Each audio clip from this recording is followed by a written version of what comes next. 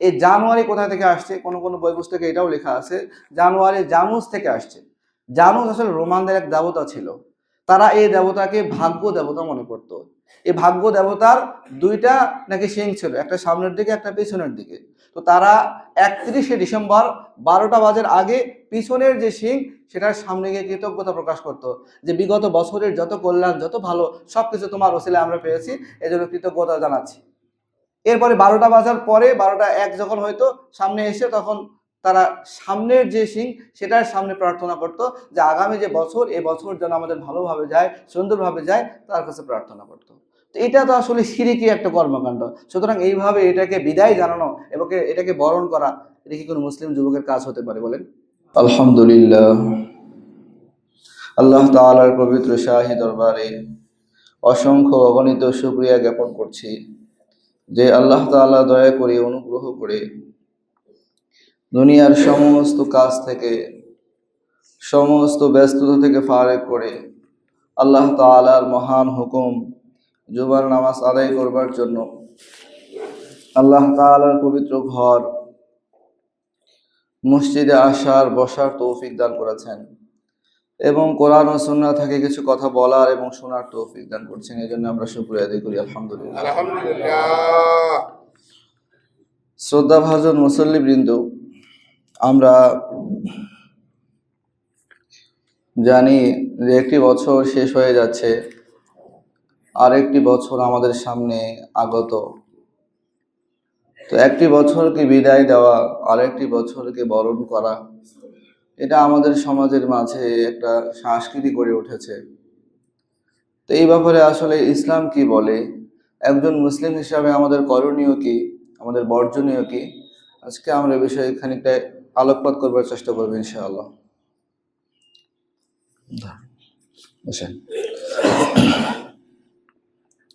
প্রথমে একটি আয়াত বলি। আল্লাহ তাআলা বলেছেন, ইয়া আইয়ুহাল্লাযীনা আমানু দুখুলু ফিস সিলমি কাফা ওয়া লা তাত্তাবিউ খুতুওয়াতিশ শাইতান ইন্নাহু লাকুম আদুউম মুবিন। আল্লাহ তাআলা আমাদেরকে মুসলমানদেরকে সম্বোধন করে বলছেন যে ইয়া আইয়ুহাল্লাযীনা আমানু উদখুলু ফিস সিলমি কাফা, যে হে ঈমানদারগণ, যারা আমি আল্লাহ তাআলার উপরে ঈমান এনেছো, আমি আল্লাহ তাআলাকে বিশ্বাস করো, তোমরা যারা এই কথা বলেছো যে লা ইলাহা ইল্লাল্লাহ মুহাম্মাদুর রাসূলুল্লাহ, এই কথা তোমরা যারা বলেছো, মুখে বলেছো, অন্তরে স্বীকার করেছো এবং কাজের মাধ্যমে বাস্তবায়ন করো, তোমরা যারা মুমিন, যে আল্লাহ ছাড়া কোনো মাবুদ নাই, আল্লাহ ছাড়া কোনো মাবুদ নাই, আমি আল্লাহকে মাবুদ হিসাবে, রব হিসাবে তোমরা স্বীকার করেছো, আমি আল্লাহর সমস্ত হুকুম আহকাম মেনে নেওয়ার স্বীকারোক্তি দিয়েছো, তুমি তোমার জীবনকে আমার হুকুম অনুসারে চালাবে, এই স্বীকারোক্তি তুমি দিয়েছো কালিমার মাধ্যমে, তুমি মুমিন ঈমানের দাবি করেছো। তোমার কাজ হলো, তুমি যখন মুমিন তো উদখুলু ফিস সিলমি কাফা, তুমি পরিপূর্ণভাবে ইসলামের মধ্যে প্রবেশ করো। খুব গুরুত্বপূর্ণ আয়াত। আল্লাহ বলছেন উদখুলু ফিস সিলমি কাফা, উদখুলু মানে তুমি প্রবেশ করো, আদেশ করা হচ্ছে। উদখুলু, দাখালা ইয়াদখুলু, প্রবেশ করা, সেখান থেকে নির্দেশ সূচক শব্দ উদখুলু ফিস সিলমি, তোমরা প্রবেশ করো ফিস সিলমি, ইসলামের মধ্যে, কাফা পরিপূর্ণভাবে, পরিপূর্ণভাবে ইসলামের মধ্যে প্রবেশ করো। হাত দিয়েছো, মাথা না দেওনি, পা দিয়েছো, শরীর দেওনি, এমন না, পরিপূর্ণভাবে ইসলামের মধ্যে প্রবেশ করো। সব কিছুর ক্ষেত্রে পরিপূর্ণভাবে ইসলামকে প্রবেশ করো। ওয়ালা তাত্তাবিউ খুতুওয়াতিশ শাইতান, তোমরা শয়তানের পদাঙ্ক অনুসরণ করো না। শয়তান তোমাদেরকে যেটা বলে তোমরা সেটা করো না, শয়তানের কথা শোনো না, তোমরা পরিপূর্ণভাবে ইসলামের মধ্যে প্রবেশ করো, শয়তানের কথা শুনিও না। ইন্নাহু লাকুম আদুউম মুবিন, কারণ শয়তান তোমাদের প্রকাশ্য দুশমন। শয়তান আমাদের কি? প্রকাশ্য দুশমন। এটা আল্লাহ তাআলা আমাদেরকে বলেছেন। তো একজন মুমিনের দায়িত্ব হলো ইসলামের মাঝে পরিপূর্ণভাবে প্রবেশ করা। একটা বছর বিদায় হয়ে যাচ্ছে, একটা বছর শেষ হচ্ছে, আর একটা বছর সামনে আসছে। একজন মুসলিম হিসাবে আমার করণীয় কি, কিভাবে আমি এটাকে করব? আসলে আমাকে ইসলাম যেভাবে বলেছে সেভাবে আমাকে করতে হবে।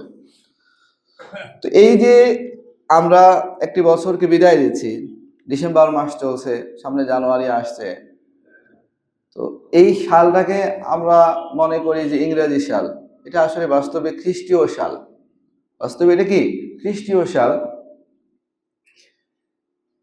হযরত ঈসা আলাইহিস সালামের জন্মের ১৬০০ বছর পর 1582 খ্রিস্টাব্দে পোপ অষ্টম গ্রেগরি তিনি যে রোমানদের প্রাচীন সাল ছিল, জুলিয়ান যে ক্যালেন্ডার ছিল, সেই ক্যালেন্ডারকে সংশোধন করে সংস্কার করে যীশু খ্রিস্টের জন্ম তারিখকে সামনে রেখে যে সাল গণনা শুরু করেছিলেন, সেটাকে গ্রেগরিয়ান ক্যালেন্ডার বা খ্রিস্টীয় ক্যালেন্ডার বলা হয়। এটাই সেটা যেটা বর্তমানে আন্তর্জাতিক সাল হিসাবে আমরা গণনা করছি। কিন্তু এটা মৌলিকভাবে ইংরেজি সাল নয়, এটা খ্রিস্টীয় সাল, যেটা ঈসা আলাইহিস সালামের জন্মের সময় থেকে তারা গণনা শুরু করেছিলেন। তো এখন কথা হলো, আমরা এটাকে কিভাবে গ্রহণ করব? মূল কথা এটা যে ইসলামের মাঝে নতুন পুরাতন বলে কোনো কথা নেই। নতুন আসছে, পুরাতন যাচ্ছে, এমন কোনো কথা নাই। একজন মুমিনের জীবনের প্রত্যেকটা মুহূর্তই নতুন, প্রত্যেকটা মুহূর্তই নতুন।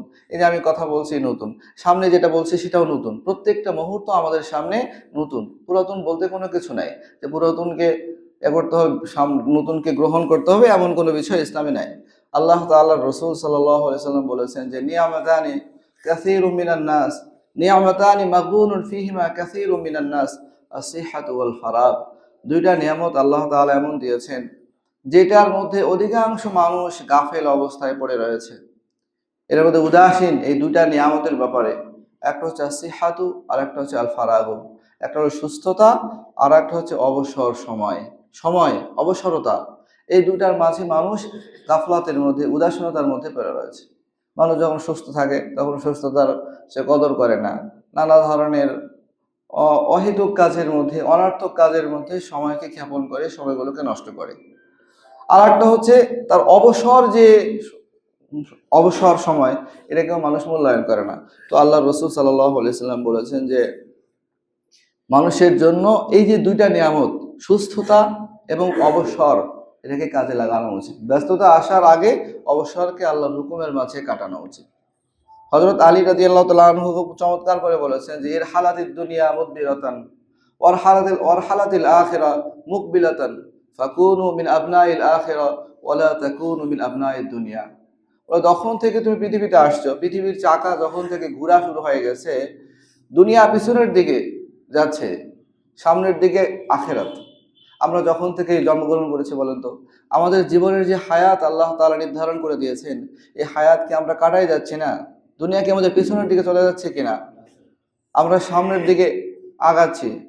তো আলী রাদিয়াল্লাহু তাআলা এটাই বলেছেন যে তুমি দুনিয়াতে আসছো, দুনিয়াতে আসার পরে দুনিয়ার পিছনে তুমি ছুটিও না, দুনিয়ার পিছনে ছুটিও না, কারণ দুনিয়াকে তুমি ধরতেই পারবে না। তোমার সামনে যে আখিরাত আছে, সে আখিরাত সামনে আসতেছে, এটাকে ধরার চেষ্টা করো। ফাকুনু মিন আবনাইল আখিরা, আখিরাতকে তালাশ করার চেষ্টা করো, দুনিয়ার পেছনে ছুটিও না। আমরা আজকে দুনিয়ার পেছনে ছুটার চেষ্টা করি, কিন্তু দুনিয়াকে ধরা সম্ভব নয়। আমার সামনে যে মৃত্যু আছে, আখিরাত আছে, আমরা মৃত্যুর হাত থেকে বাঁচার চেষ্টা করি, কিন্তু মৃত্যুর হাত থেকে বাঁচা কি আদৌ সম্ভব? মৃত্যুর হাত থেকে বাঁচা আমাদের পক্ষে কখনোই সম্ভব না। কিন্তু জাহান্নাম থেকে বাঁচা আমাদের পক্ষে সম্ভব। জাহান্নাম থেকে বাঁচা আমাদের পক্ষে কি সম্ভব? তো আলী রাদিয়াল্লাহু আনহু সেই কথাটাই বলেছেন যে তুমি দুনিয়ার পিছনে ছুটিও না, কারণ দুনিয়াকে ধরতে পারবে না তুমি। তোমার সামনে যেটা আছে আখিরাত, এটাকে ধরার চেষ্টা করো। তুমি জান্নাত হাসিল করার চেষ্টা করো, এটার পর তোমার পক্ষে সম্ভব। তো এটা আমাদের সামনে নতুন বলে পুরাতন বলে কোনো কিছু নাই। একজন মুমিনের প্রত্যেকটা মুহূর্তই নতুন। আল্লাহ তাআলা সূরা আসরের কথা বলেছেন যে ওয়াল আসরি ইন্নাল ইনসানা লাফি খুসর ইল্লাল্লাযিনা আমানু ওয়া আমিলুস সলিহাত ওয়া তাওয়াসাউ বিল হাক্কি ওয়া তাওয়াসাউ বিস সবর। আল্লাহ তাআলা এখানে আসরের কসম করেছেন, সময়ের কসম করেছেন যে ইন্নাল ইনসানা লাফি খুসর, সমস্ত মানুষ ক্ষতির মধ্যে রয়েছে, ধ্বংসের মধ্যে রয়েছে তারা। তবে ইল্লাল্লাযিনা আমানু ওয়া আমিলুস সলিহাত ওয়া তাওয়াসাউ বিল হাক্কি ওয়া তাওয়াসাউ বিস সবর। মানুষ যদি চারটি কাজ না করে তাহলে সে ধ্বংস হবে, সে ক্ষতিগ্রস্ত হবে, তার সামনে বিপদ অপেক্ষা করছে। চারটি কাজ কি? প্রথম কাজ হচ্ছে তুমি একজন মানুষ, এটাই তোমার জন্য সফলতার শেষ কথা নয়। মানুষ হয়ে তুমি যদি আল্লাহ তাআলার উপর ঈমান না আনো তাহলে হবে না, তোমাকে আল্লাহ তাআলাকে চিনতে হবে। ইন্নাল্লাযিনা আমানু, আল্লাহ তাআলার উপর কি করতে হবে? ঈমান আনতে হবে। এরপরে যেটা বলেছে যে ওয়া আমিলুস সলিহাত, এবং নেক আমল করতে হবে। ওয়া আমিলুস সলিহাত, নেক আমল করতে হবে আমাদেরকে, তা না হলে আমরা বাঁচতে পারবো না। তো এখানে মৌলিকভাবে সময়ের যে কথাটা বলা হয়েছে, সময়ের কসম করা হচ্ছে, সময়টা অত্যন্ত গুরুত্বপূর্ণ। হাদিসের মধ্যে যে 5টা বিষয়ের সম্পর্কে বলা হয়েছে, যে মানুষকে জিজ্ঞাসা করা 5টা বিষয় সম্পর্কে, ওয়ান অমরিহি অথবা ফি অমরিহি, মানুষকে জিজ্ঞাসা করা হবে তার বয়স সম্পর্কে, তার হায়াত সম্পর্কে, যে তুমি তোমার হায়াতকে, তুমি তোমার বয়সকে কোথায় কাটিয়েছো। এটা প্রত্যেকটা মানুষকে জিজ্ঞাসা করা হবে, যে তুমি তোমার জীবনের যে সময়গুলো, তোমার যে হায়াতের সময়গুলো, তোমার জিন্দিগির যে সময়গুলো তুমি কোথায় কাটিয়েছো, প্রত্যেকটা মানুষকে জিজ্ঞাসা করা হবে। এই প্রশ্নের উত্তর দেওয়া ছাড়া আমরা সামনে অগ্রসরই হতে পারবো না। এরপরে আর একটা প্রশ্ন করবে, ওয়ান শাবাবিহি, শাবাব সম্পর্কে, তুমি তোমার যৌবনকে কোথায় কাটিয়েছো। এটা স্পেসিফিক জিজ্ঞাসা করা হবে যে তুমি তোমার যৌবনকে কোন কাজে কাটিয়েছো। যৌবনের এই সময়গুলো অত্যন্ত গুরুত্বপূর্ণ। এই সম্পর্কে আল্লাহ তাআলা জিজ্ঞাসা করবে যে তুমি তোমার যৌবনকে কোথায় কাটিয়েছো। তো আমি যুবক ভাইদেরকে কথা বলবো, যৌবনকালের এই সময়টা অত্যন্ত গুরুত্বপূর্ণ। এই সময়টাকে আল্লাহ তাআলার হুকুমের মাঝে কাটানো চাই, আল্লাহ তাআলার হুকুম পালন করা চাই। কারণ বার্ধক্যে যখন উপনীত হয়ে যাবে, তখন অনেক সময় এরকম হয়, ভুলভ্রান্তি হয়ে যাবে। তো ওই সময়ের ইবাদতের চেয়ে যৌবনের ইবাদতটা আল্লাহ তাআলার কাছে অনেক বেশি পছন্দনীয়। ফার্সি এক কবি, তিনি খুব চমৎকার করে একটা কবিতা বলেছেন, যে গুরুগো জালিম মিশাওয়াত পরহেজগার, দরজওয়ারি তওবা গর্দান সেওয়ায়ে পয়গম্বরী। যে একটা হিংস্র বাঘ, যে যৌবনকালে ছিঁড়ে ফেড়ে খেত, মানুষের জীবনের জন্য হুমকি ছিল, সে যখন বুড়ো হয়ে গেছে, এখন সে খুব দরবেশ হয়ে গেছে, কাউকে আর আক্রমণ করে না, কারণ আক্রমণের ক্ষমতাই তো তার নাই। তো দর জওয়ানি তওবা করতেন সেওয়ায়ে পয়গম্বরী। তো যৌবনকালে তওবা করা, আল্লাহ তাআলার দিকে ফিরে আসা, এটা নবীদের বৈশিষ্ট্য। এটা নবীদের বৈশিষ্ট্য, যে যৌবনকালে আল্লাহ তাআলার দিকে মুখাফেকি হওয়া, আল্লাহ তাআলার দিকে ধাবিত হওয়া। এই জন্য যুবকদের এটা বিশেষভাবে এটাকে খেয়াল করা, যে এই যৌবনকালের যে উত্তাল এই সময়, এই সময়টাকে হেফাজত করা, এর মাঝে ইবাদত বেশি বেশি করা। কারণ হচ্ছে, যে কথাটা বললাম, যে যখন বার্ধক্যে উপনীত হয়েছেন, তখন তো আপনার শরীরে শক্তিই নাই, গুনাহ করারই শক্তি নাই, তখন সেটার আর শ্রেষ্ঠত্ব। তবে এর মানে এইটা না যে বুড়ো যারা, বৃদ্ধ যারা, তারা ইবাদত ছেড়ে দেবে, সেটা কিন্তু বলা হচ্ছে না। মানে এটাকে আল্লাহ তাআলা হায়াতটাকে, শাবাবকে, যৌবন সম্পর্কে জিজ্ঞাসা করবেন, যে তোমার যে শরীরের শক্তি ছিল, সেটাকে তুমি কোন কাজে কাটিয়েছো। আমরা তখন কি জবাব দেব, যে যৌবনের যে সময়টাকে, আমার সামনে যারা মুরব্বী রয়েছেন, তারা একটা যৌবনের সময় কাটিয়ে এসেছেন, যদি আল্লাহ জিজ্ঞাসা করেন তুমি তোমার যৌবনকে কোন কাজে কাটিয়েছো, এই উত্তর কি আমাদের সামনে প্রস্তুত আছে কিনা, এটা আমাদের ভাবা দরকার। তো এই জন্য যৌবন কালে ইবাদত করা এটা খুব গুরুত্বপূর্ণ। এটা আল্লাহ তাআলার কাছে খুব মর্যাদার এবং সম্মানের। কারণ একজন অন্ধ, সে যদি বলে যে আমি কোনো পর নারীর দিকে তাকাই নাই, তো এটা আসলে তাকার তো ক্ষমতাই নেই, তার চোখে নেই, তাকাবে সে কিভাবে। একজন সুপুরুষ, একজন যুবক, সে যদি বলে যে আমি সেদিক থেকে আসছিলাম, অনেক নারী সেখানে আছে, কিন্তু আমি আল্লাহর ভয়ে তাকাই নাই, তো এটা হলো শ্রেষ্ঠত্বের ব্যাপার। তো আল্লাহ তাআলা আমাদেরকে জিজ্ঞাসা করবেন যে তোমরা তোমাদের যৌবনকে কোন কাজে কাটিয়েছো। তো এই জন্য উচিত আমাদের, যে আমরা আমাদের যৌবনকে, এই সময়টাকে যেন আল্লাহ তাআলার হুকুমের মাঝে কাটাতে পারি। এটা সব ক্ষেত্রে বলতে হবে, আমাদের সন্তানদেরকে এই কথা বলতে হবে, আমাদের সন্তানদেরকে এই কথা শিখাইতে হবে, যেন আমাদের সন্তানরা আল্লাহ তাআলার হুকুম পালন করার প্রতি অগ্রসর হয়। আমরা অনেক সময় এরকম বলি, অনেক সময় বলতে দেখা যায়, ছোট মানুষ একটু আধটু দুষ্টামি করবেই, এরকম করে আমরা বলার চেষ্টা করি, যে ছোট মানুষ দুষ্টামি করবেই, এইভাবেই আমরা তাকে ছাড় দেওয়ার চেষ্টা করি। কিন্তু এটা এমন হয়, এরকম করতে করতে একটা পর্যায়ে এমন হয়, যে আমাদের সন্তানরা তখন আমাদের মানে নিয়ন্ত্রণের বাইরে চলে যায়, তখন আমরা আফসোস করতে থাকি। তো ছোটবেলা থেকেই আমাদের সন্তানদেরকে এই ব্যাপারে সজাগ রাখতে হবে, তা না হলে দেখা যাবে যে একটা সময় গিয়ে এমন যদি হয়, গত জুমায় এই কথাটা বলেছিলাম, যে কোনো কারণে বাবা জান্নাতি হয়েছেন, সন্তান জাহান্নামী হয়েছেন, এমন যদি হয়, তাহলে কিয়ামতের মাঠের সে ভয়াবহ চিত্রটা কেমন হবে, আল্লাহ তাআলা আমাদের সামনে উপস্থাপন করেছেন। যে আমি নিজে তো দিনদার হয়েছি, আপনি নিজে দিনদার হয়েছেন, দিনের উপর চলার চেষ্টা করেছেন, আলহামদুলিল্লাহ, আল্লাহর হুকুমকে মেনেছেন, কিন্তু সন্তানের প্রতি আপনি তেমন একটা ভ্রুক্ষেপ করেন নাই, সন্তানকে ইবাদতের কথা বলেন নাই, সে জামানার সমস্ত সয়লাবের মধ্যে গা ভাসিয়ে দিয়েছে, সে গুনাহের সাগরে হাবুডুবু খেয়েছে। এরকম একটা অবস্থা যখন হয়েছে, এরকম যদি হয়, আর এই কারণে আল্লাহ তাআলার পক্ষ থেকে তার জন্য জাহান্নামের ফয়সালা হয়ে গেছে, তাহলে কি অবস্থা হবে? তো সেটা বলেছেন, ক্বালু রব্বানা ইন্না আতানা সাদাতানা ওয়া কুবারানা ফাদাল্লুনা সাবিলা রব্বানা আতিহিম দিআফাইনি মিনাল আযাব ওয়া লানহুম লানান কাবীরা। এই আয়াত আমি বারবারই বলি, এটা আসলে আমাদের মাথায় রাখা দরকার। আমাদের সন্তানদের ব্যাপারে আল্লাহ তাআলা কি বলছেন? যখন সন্তান জাহান্নামী হবে, তার ফয়সালা হয়ে যাবে, তখন সন্তান বলবে আমার দোষ কি, আমার দায় কি, আমার অপরাধটা কি, কেন আমি জাহান্নামে হচ্ছি? বলে তুমি তো বিপদগামী, তুমি তো নাফরমানি করেছো। তখন সন্তান বলবে রব্বানা ইন্না আতানা সাদাতানা ওয়া কুবারানা, যে আমার প্রতিপালক, আমি তো আমার বাবার কথা শুনতাম, আমার যারা গার্ডিয়ান ছিল তাদের কথা শুনতাম, তারা আমাকে যেইভাবে করতে বলেছে আমি সেইভাবেই তো জীবন যাপন করেছি, তারা আমাকে যা করতে বলেছে আমি সেইটাই করেছি। তো এখন যদি আমাকে জাহান্নামে যেতে হয়, তাহলে আতিহিম দিআফাইনি মিনাল আযাব, তাদেরকে দ্বিগুণ শাস্তি আপনি দিন, ওয়া লানহুম লানান কাবীরা, এবং আপনার পক্ষ থেকে তাদের উপর অভিশাপ অবতীর্ণ করুন। এটা আল্লাহ তাআলা সূরা জুমার শেষের দিকে এই কথাটা বলেছেন। এই জন্য আমরা আমাদের সন্তানদেরকে এ ব্যাপারে খেয়াল রাখবো। আসলে সন্তানের সব ক্ষেত্রেই তো আমরা সচেতন, তাই না? সন্তানকে কোন স্কুলে পড়াবো এ ব্যাপারে আমরা সচেতন, তার পোশাকের ব্যাপারে আমরা সচেতন, শিক্ষক ভালো শিক্ষক কোথায় পাওয়া যাবে এ ব্যাপারে সচেতন, তার খাওয়া পড়ার ব্যাপারে আমরা সচেতন। একটা সময় তেমন ছিল যে আমাদের ক্ষুধা লাগলে মার পিছনে পিছনে আমরা ঘুরতাম, মারা ডাল দিয়ে ভাত দিয়ে মাখাই দিত, আমরা খাইতাম। কিন্তু এখন একটা সময় এমন হয়েছে যে মা সন্তানের পিছনে ম্যাগনিফাইং মানে এ নিয়ে ঘুরতেছে, যে সন্তানের কোথায় কোথায় সমস্যা খুঁজে খুঁজে বের করার চেষ্টা করতেছে। সন্তান হয়ে গেছে চালাক, এটা খাবো না, ওটা খাবো না, সেটা খাবো, নানা ধরনের ঝামেলা করছে।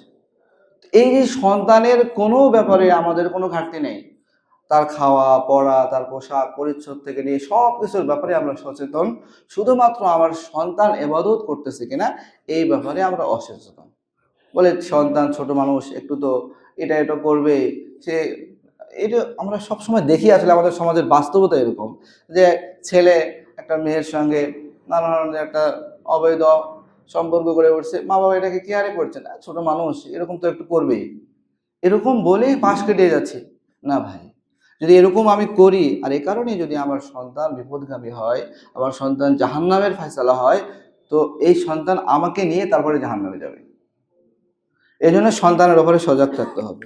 এরপরে যে কথাটা বলবো, যে নতুন বর্ষ বরণ করা, নতুন বছরকে যে বরণ করা, পুরাতন বছরকে বিদায় দেওয়া, এই ব্যাপারে ইসলাম আমাদেরকে বলে দিয়েছে। ইসলাম একটা পরিপূর্ণ জীবন ব্যবস্থা, এখানে সব কিছুই বলে দেওয়া আছে। জীবনের কোন ক্ষেত্রে কি করব সব কিছু ইসলাম আমাদেরকে বলে দিয়েছে। অন্য কারো কাছ থেকে ধার নেওয়ার কোনো প্রয়োজন নেই, অন্য ধর্মের লোকেরা কি করছে না করছে এটা দেখার প্রয়োজন আমাদের নাই। যে খ্রিস্টানরা তাদের নতুন বর্ষকে কিভাবে বরণ করছে, আমেরিকানরা কিভাবে করতেছে, এগুলো দেখার প্রয়োজন আমাদের নাই। ইসলাম তো আমাদের সামনে কথা বলেই দিয়েছে। যদি আমরা তাদের এগুলোকে অনুসরণ করতে যাই, তাহলে আমরা বিপদের মধ্যে পড়ে যাব।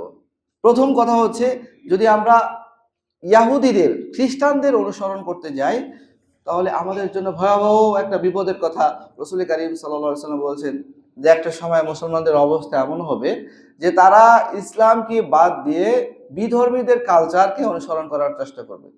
এমনকি ইয়াহুদিদের অনুসরণ করতে করতে এমন একটা পর্যায়ে গিয়ে পৌঁছবে যে ইয়াহুদিরা ইহুদিদের গর্তে যদি লুকায়, মুসলমানরাও সেটাকে ফলো করে ইহুদিদের গর্ত থেকেই লুকাবে।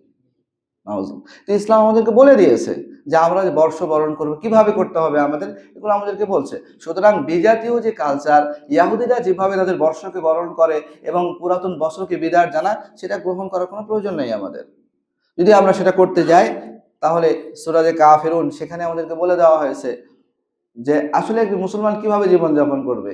যখন মক্কার মুশরিকরা তারা তাদের মূর্তির দিকে মানুষকে আহ্বান করছিল, আর মোহাম্মদ রাসূলুল্লাহ সাল্লাল্লাহু আলাইহি ওয়াসাল্লাম আল্লাহ তাআলার দিকে মানুষকে আহ্বান করছিলেন। তো মোহাম্মদ সাল্লাল্লাহু আলাইহি সাল্লামের আহ্বানে, তার ডাকে, তার দাওয়াতে অসংখ্য মানুষ ইসলামের দিকে আসতেছিল।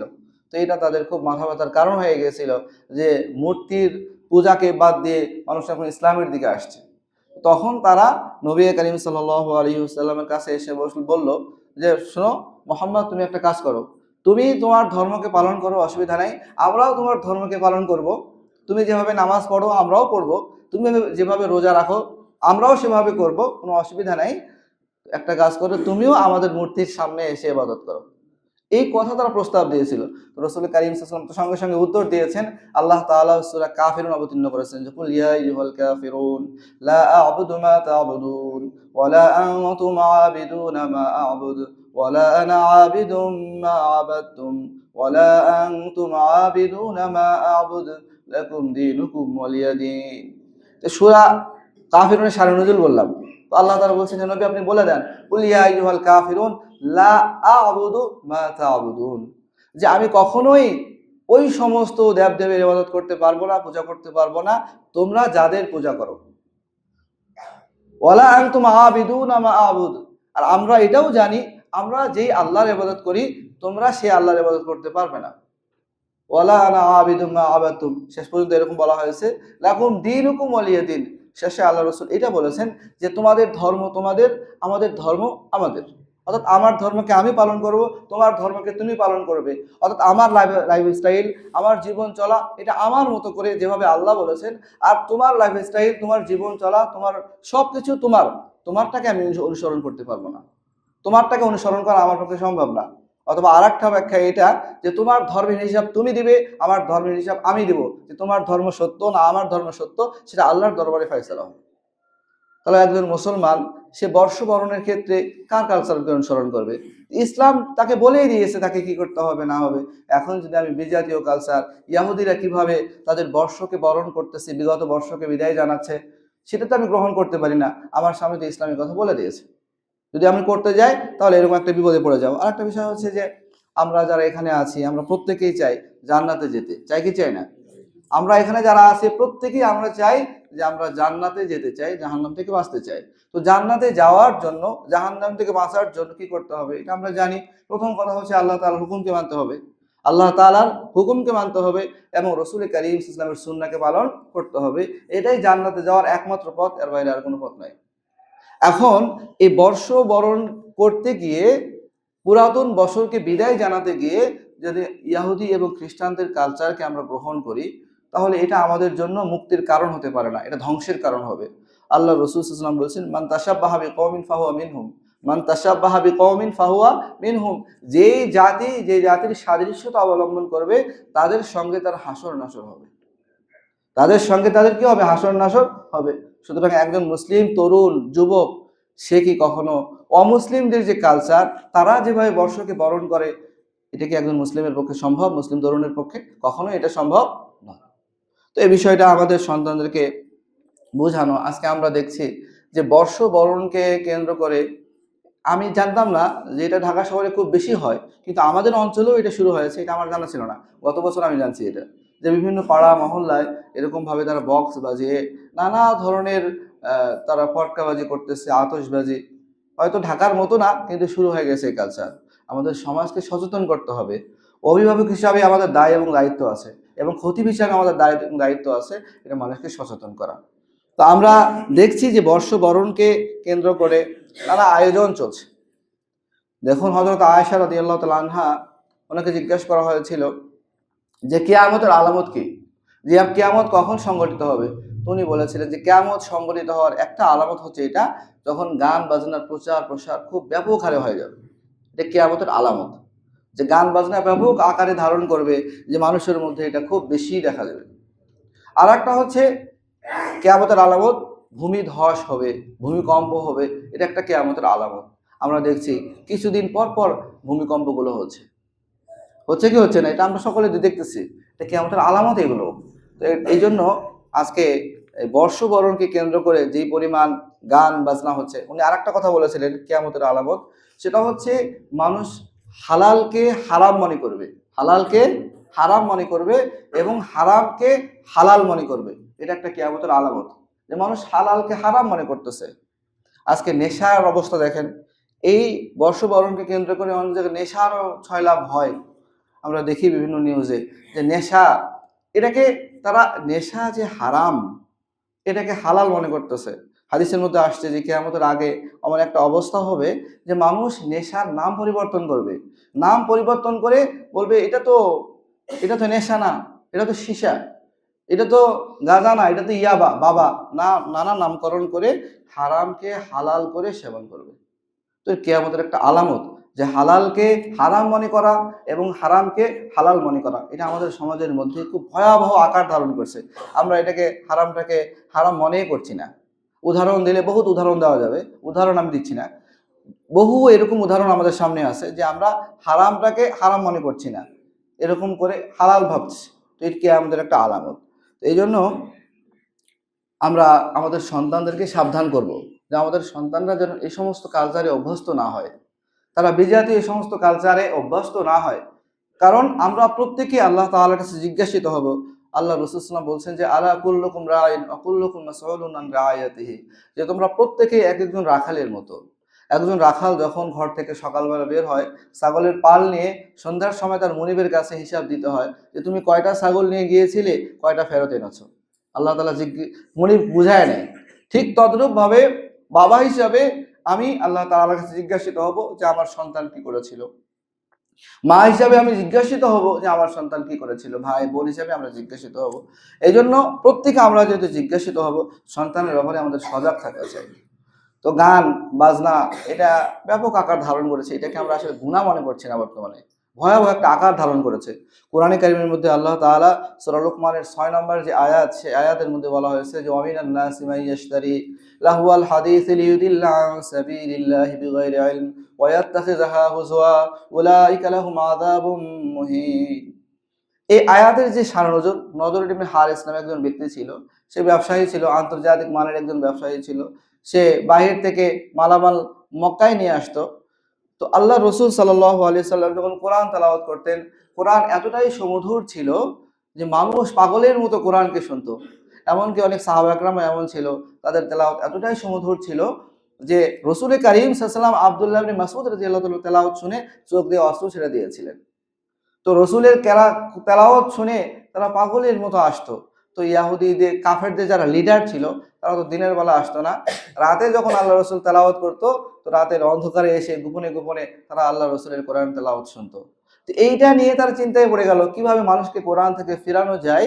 এই চিন্তা থেকে নজর ইবনে হারেস সে ইয়ামান থেকে একটা নর্তকী কিনে আনলো, যে সে একসঙ্গে গায়িকাও ছিল। সে এনে বলল যে তোমরা এখানে একটা গানের আসর জমাও এবং গান গাও, নাচো, মানুষকে তোমাদের দিকে আকৃষ্ট করো, মানুষকে কোরআন থেকে বিমুখ করো। তখন এই গায়িকা এসে গান শুরু করে দিল মানুষকে কোরআন থেকে বিমুখ করার জন্য। তো গানের এটা হলো ইতিহাস। এই যে গান আমাদের সমাজের মধ্যে ছড়িয়ে যাচ্ছে, এজন্য উচিত আসলে গান মানুষকে কোরআন বিমুখ করে, গান মানুষকে আল্লাহ বিমুখ করে, গান মানুষকে আখিরাতকে ভুলাইয়া দেয়। এজন্য আমাদের প্রত্যেকের উচিত আমাদের সন্তানকে এগুলো থেকে যেন ফেরাই। একটা অনেক সময় আমাদের এরকম হয় যে আমরা গানটাকে প্যাট্রোনাইজ করি, এটার সহযোগিতা করি, সমর্থন করি। এরকম হয় না যে অনেক সময় ছেলেরা গানের আসর জমাবে, কনসার্ট করবে, আমরা নানাভাবে তাকে সাপোর্ট করি, অর্থ দিয়ে তাকে সাপোর্ট করি। তো এই ব্যাপারে আল্লাহ তাআলা বলেছেন ইন্নাল লাযীনা ইউহিব্বুনা আন তাশিয়া আল ফাহিশাতু ফিল লাযীনা আমানু লাহুম আযাবুন আলীমুন ফিদ দুনিয়া ওয়াল আখিরাহ আল্লাহু ইয়ালামু ওয়া আনতুম লা তা'লামুন।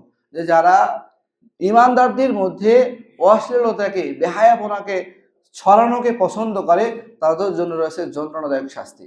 স্পষ্ট করে আল্লাহ বলছেন, একটা গানের কনসার্ট করবে, সেখানে আপনি টাকা দিচ্ছেন, নানাভাবে তাদেরকে সমর্থন করতেছেন। তো এই ব্যাপারে আল্লাহ তাআলা বলেছেন যাদের জন্য কঠিন শাস্তির কথা রয়েছে। এজন্য আমাদের সন্তানরা যেন এগুলোর মধ্যে না যায়, এই ব্যাপারে আমরা সজাগ থাকবো। তো এই যে ধ্বংসাত্মক বিষয়গুলো, নাচ গান, তারপরে ফটকা ফুটানো, ফানুস উড়ানো, এই যে ভয়াবহ আকার, এরকম তো নিউজ আমরা কয়েক বছর থেকে দেখছি যে এই নববর্ষকে বরণ করতে গিয়ে তারা যখন ফটকাকে ফোটাচ্ছে আর বিকট আওয়াজে, এর আগে আমরা দেখছি যে একটা বাচ্চা মৃত্যুবরণ করেছে। একজন অসুস্থ বাবা, সে এটার কারণে সে হার্ট অ্যাটাক করে মারা গেছে। তো এই মৃত্যুর দায় কে নেবে? তাই আমাদের সন্তানদেরকে আমরা বোঝাবো এই সমস্ত বিজাতীয় কালচারে তারা যেন অভ্যস্ত না হয়। এখন কথা হচ্ছে আমরা করব কি? নতুন বর্ষ আসছে, আমরা করব কি? আমাদের করণীয় কি? প্রথম কথা হচ্ছে আল্লাহ রসুল সাল্লাল্লাহু আলাইহি ওয়াসাল্লামকে যে দোয়া শেখাইছেন, এগুলো আমরা পালন করব। আল্লাহ রসুল ঘুমানোর সময় দোয়া শেখাইছেন, এই দোয়া পড়বো। ঘুম থেকে উঠার যে দোয়া, সেটাকে আমরা পড়বো। আর একটা বিষয় হচ্ছে যে আমরা বিগত যে বছর চলে গেল, তার একটা হিসাব নিব যে এই বছরে আমি কতটুকু ভালো কাজ করতে পেরেছি, কতটুকু মন্দ আমার দ্বারা হয়েছে, হিসাব কিতাব করব এবং সামনে বছরের জন্য প্ল্যান করব যে বিগত বছরে আমার এই এই গুনাহ হয়েছে, আগামী বছরে আমি এই গুনাহগুলো করব না ইনশাআল্লাহ। একজন মুমিনের এটা হবে প্ল্যান। তা না করে যদি আমরা বিজাতীয় কালচারে নিজের জীবনকে ভাসাইয়ে দেই, তো এটা আমাদের জন্য বড় ধ্বংসের কারণ হয়ে যাবে। এই জন্য আমি আপনাদেরকে উদাত্ত আহ্বান জানাবো এগুলোর মধ্যে না যাওয়া, বিজাতীয় কালচারের মধ্যে না যাওয়া। আমরা অনেক বইপত্রের মধ্যে এটাও দেখতেছি, এই যে জানুয়ারি মাস, এই জানুয়ারি কোথা থেকে আসছে, কোন কোন বই পুস্তকে এটাও লেখা আছে জানুয়ারি জানুস থেকে আসছে। জানুস আসলে রোমানদের এক দেবতা ছিল, তারা এই দেবতাকে ভাগ্য দেবতা মনে করত। এই ভাগ্য দেবতার দুইটা নাকি শিং ছিল, একটা সামনের দিকে একটা পিছনের দিকে। তো তারা 31শে ডিসেম্বর 12টা বাজার আগে পিছনের যে শিং সেটার সামনে গিয়ে কৃতজ্ঞতা প্রকাশ করত, যে বিগত বছরের যত কল্যাণ যত ভালো সবকিছু তোমার ওসিলায় আমরা পেয়েছি, এজন্য কৃতজ্ঞতা জানাচ্ছি। এরপরে 12টা বাজার পরে 12টা 1 যখন হয়তো সামনে এসে, তখন তারা সামনের যে সিং সেটার সামনে প্রার্থনা করত, যে আগামী যে বছর, এই বছর যেন আমাদের ভালোভাবে যায়, সুন্দরভাবে যায়, তার কাছে প্রার্থনা করত। তো এটা তো আসলে শিরকি একটা কর্মকাণ্ড। সুতরাং এইভাবে এটাকে বিদায় জানানো এবং এটাকে বরণ করা, এটা কি কোনো মুসলিম যুবকের কাজ হতে পারে বলেন? এই জন্য আমরা এই বিজাতীয় কালচার থেকে নিজেকে বাঁচাবো, আমাদের সন্তানদেরকে বাঁচাবো, সজাগ থাকবো যে আমাদের নতুন পুরাতন বলতে মুমিনের জীবনে কোনো কিছু নেই, প্রত্যেকটা মুহূর্ত তার জীবনে নতুন।